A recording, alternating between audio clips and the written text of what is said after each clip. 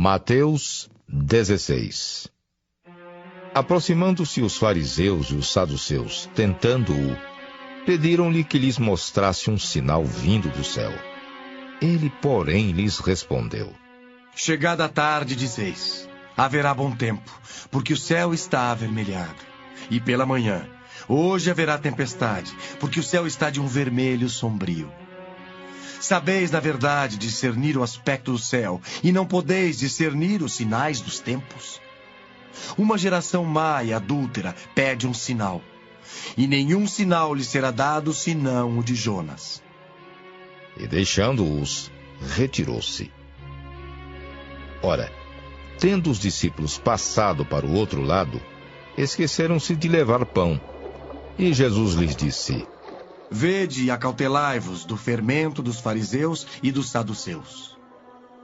Eles, porém, discorriam entre si, dizendo: É porque não trouxemos pão.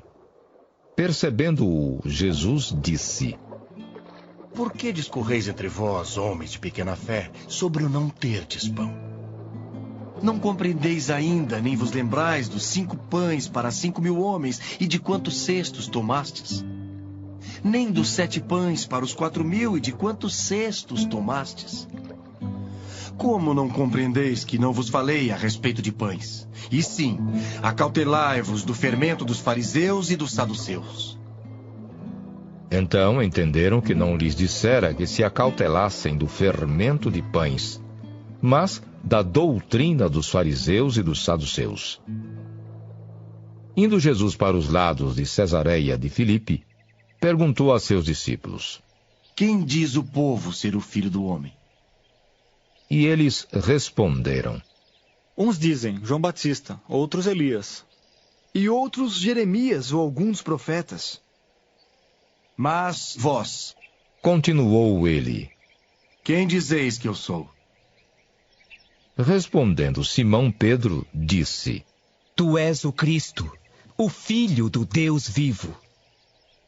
Então Jesus lhe afirmou: Bem-aventurado és, Simão Barjonas, porque não foi carne e sangue que te revelaram, mas meu Pai que está nos céus. Também eu te digo que tu és Pedro, e sobre esta pedra edificarei a minha igreja, e as portas do inferno não prevalecerão contra ela. Dar-te-ei as chaves do reino dos céus. O que ligares na terra terá sido ligado nos céus, e o que desligares na terra terá sido desligado nos céus. Então advertiu os discípulos de que a ninguém dissessem ser ele o Cristo. Desde esse tempo, começou Jesus Cristo a mostrar a seus discípulos que lhe era necessário seguir para Jerusalém e sofrer muitas coisas dos anciãos, dos principais sacerdotes e dos escribas, ser morto e ressuscitado no 3º dia. E Pedro, chamando-o à parte, começou a reprová-lo, dizendo: Tem compaixão de ti, Senhor, e isso de modo algum te acontecerá. Mas Jesus, voltando-se, disse a Pedro: Arreda, Satanás! Tu és para mim pedra de tropeço, porque não cogitas das coisas de Deus, e sim das dos homens. Então disse Jesus a seus discípulos: Se alguém quer vir após mim, a si mesmo se negue, tome a sua cruz e siga-me.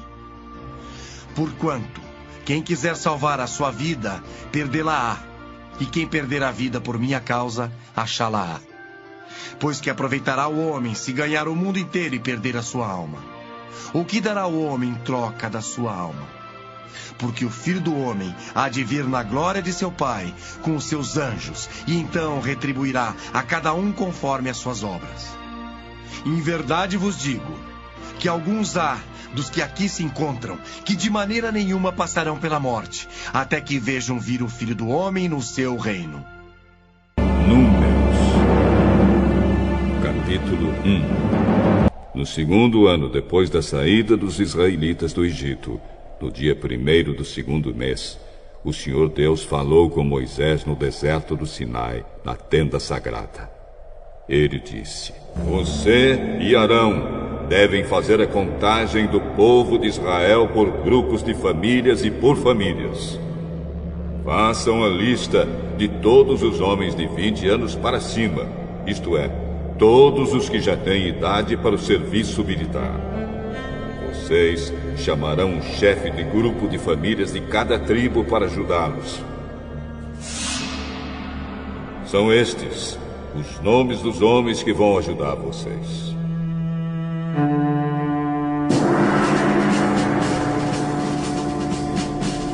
Da tribo de Ruben, chefe de grupo de famílias, Elisur, filho de Sedeur. Da tribo de Simeão, Selumiel, filho de Zurizadai. Da tribo de Judá, Nazon, filho de Aminadab. Da tribo de Issacar, Netanel, filho de Zoar. Da tribo de Zebulon, Eliabe, filho de Elon. Da tribo de Efraim, Elisama, filho de Amiúde. Da tribo de Manassés, Gamaliel, filho de Pedazur. Da tribo de Benjamim, Abidã, filho de Gideone. Da tribo de Dan, Aizer, filho de Amizadai. Da tribo de Azer, Pagiel, filho de Ocrã. Da tribo de Gade, Eliasaf, filho de Deuel. Da tribo de Naphtali, Aira, filho de Anã.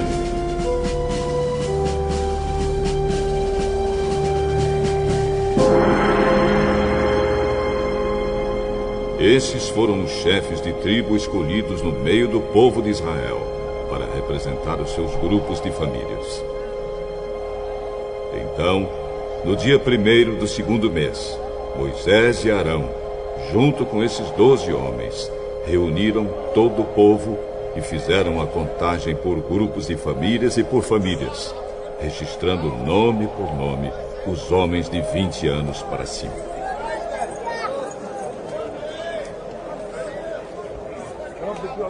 Assim, a contagem no deserto do Sinai foi feita como o Senhor havia ordenado a Moisés. Os homens de 20 anos para cima, que tinham idade para o serviço militar, foram registrados pelo seu nome, cada um no seu grupo de famílias e na sua família. Começaram pela tribo de Ruben, o filho mais velho de Jacó. A soma total das tribos foi a seguinte: da tribo de Ruben, 46.500 homens. Da tribo de Simeão, 59.300 homens. Da tribo de Gade, 45.650. Da tribo de Judá, 74.600. Da tribo de Issacar, 54.400. Da tribo de Zebulon, 57.400. Da tribo de Efraim, 40.500. Da tribo de Manassés, 32.200. Da tribo de Benjamim, 35.400. Da tribo de Dan, 62.700. Da tribo de Azer, 41.500. Da tribo de Naphtali, 53.400. A soma total de todos os homens de 20 anos para cima que tinham idade para o serviço militar foi de 603.550. Mas os levitas não foram registrados com as outras tribos, pois o Senhor tinha dito a Moisés o seguinte: Quando você fizer a contagem dos homens com idade para o serviço militar, deixe de fora os homens da tribo de Levi. Mas ponha os levitas para cuidarem da tenda sagrada e de todos os seus móveis e objetos. Eles carregarão a tenda e todo o seu equipamento. Farão ali o serviço religioso e acamparão ao redor dela. Quando a tenda tiver de ser transportada, os levitas a desarmarão. E quando for preciso acampar de novo, eles a armarão outra vez. Quem não for levita e chegar perto da tenda, deverá ser morto.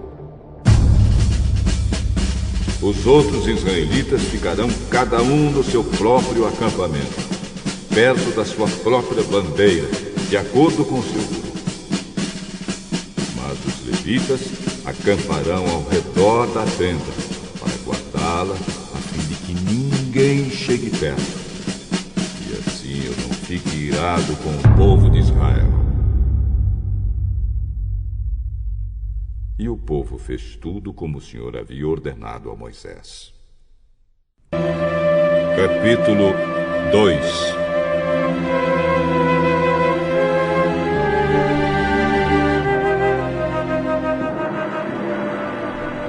O Senhor Deus disse a Moisés e a Arão o seguinte: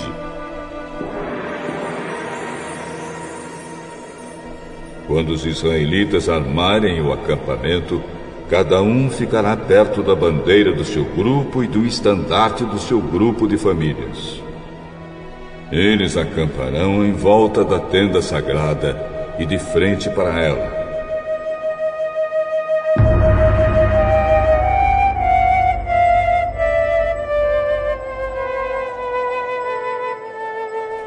Do lado leste acamparão os exércitos que marcham debaixo da bandeira da tribo de Judá.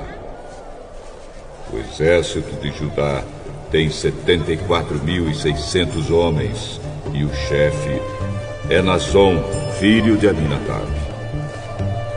Ao lado deles acampará o exército da tribo de Issacar. Esse exército tem 54.400 homens, e o chefe é Netanel, filho de Zoar. E acampará com eles também o exército da tribo de Zebulon. Esse exército tem 57.400 homens, e o chefe é Eliabe, filho de Elom. O grupo de Judá, num total de 186.400 homens, marchará primeiro. Do lado sul acamparão os exércitos que marcham debaixo da bandeira da tribo de Ruben. O exército de Ruben tem 46.500 homens, e o seu chefe é Elisur, filho de Sedeur.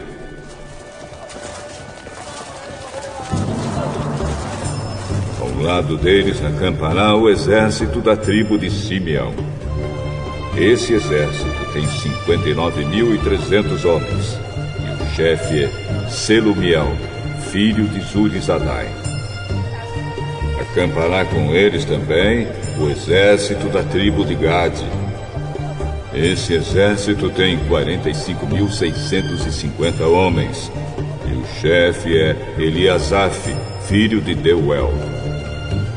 O grupo de Ruben, num total de 151.450 homens, marchará em segundo lugar.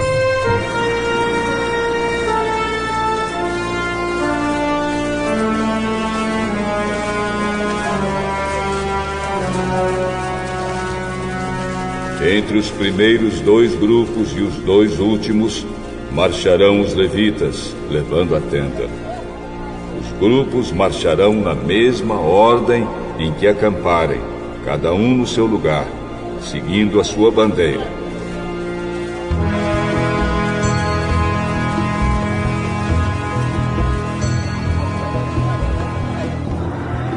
Do lado oeste acamparão os exércitos que marcham debaixo da bandeira da tribo de Efraim.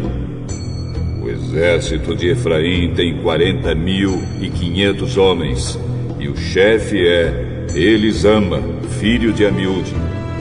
Ao lado deles acampará o exército da tribo de Manassés. Esse exército tem 32.200 homens, e o chefe é Gamaliel, filho de Pedazur. Acampará com eles também o exército da tribo de Benjamim. Esse exército tem 35.400 homens, e o chefe é Abidã, filho de Gideone. O grupo de Efraim, um total de 108.100 homens, marchará em terceiro lugar.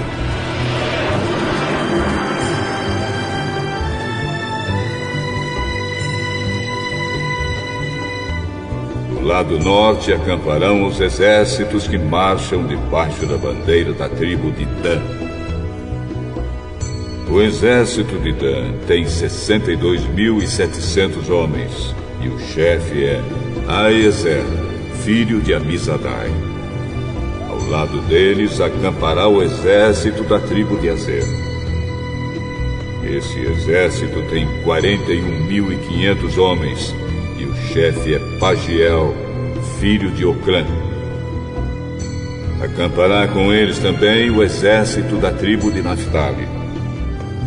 Esse exército tem 53.400 homens, e o chefe é Aira, filho de Enã. O grupo de Dan, num total de 157.600 homens, marchará por último.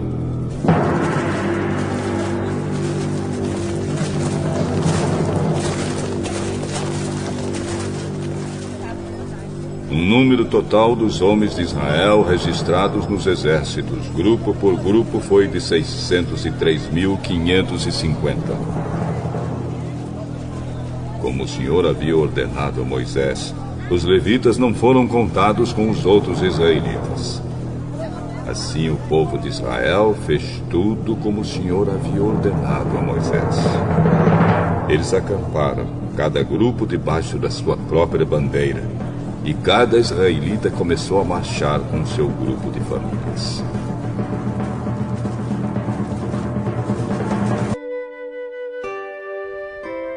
Eclesiastes, capítulo 3. Tudo neste mundo tem o seu tempo. Cada coisa tem a sua ocasião. Há tempo de nascer e tempo de morrer. Tempo de plantar e tempo de arrancar. Tempo de matar e tempo de curar. Tempo de derrubar e tempo de construir. Há tempo de ficar triste e tempo de se alegrar. Tempo de chorar e tempo de dançar. Tempo de espalhar pedras e tempo de ajuntá-las. Tempo de abraçar e tempo de afastar. Há tempo de procurar e tempo de perder. Tempo de economizar e tempo de desperdiçar. Tempo de rasgar e tempo de remendar. Tempo de ficar calado e tempo de falar. Há tempo de amar e tempo de odiar. Tempo de guerra e tempo de paz. O que é que a pessoa ganha com todo o seu trabalho? Eu tenho visto todo o trabalho que Deus dá às pessoas para que fiquem ocupadas. Deus marcou o tempo certo para cada coisa. Ele nos deu o desejo de entender as coisas que já aconteceram e as que ainda vão acontecer. Porém, não nos deixa compreender completamente o que Ele faz. Então entendi que nesta vida, tudo que a pessoa pode fazer é procurar ser feliz e viver o melhor que puder. Todos nós devemos comer e beber e aproveitar bem aquilo que ganhamos com o nosso trabalho. Isso é um presente de Deus. Eu sei que tudo que Deus faz dura para sempre. Não podemos acrescentar nada, nem tirar nada. E uma coisa que Deus faz é levar as pessoas a temê-lo. Tudo o que acontece ou que pode acontecer já aconteceu antes. Deus faz com que uma coisa que acontece torne a acontecer.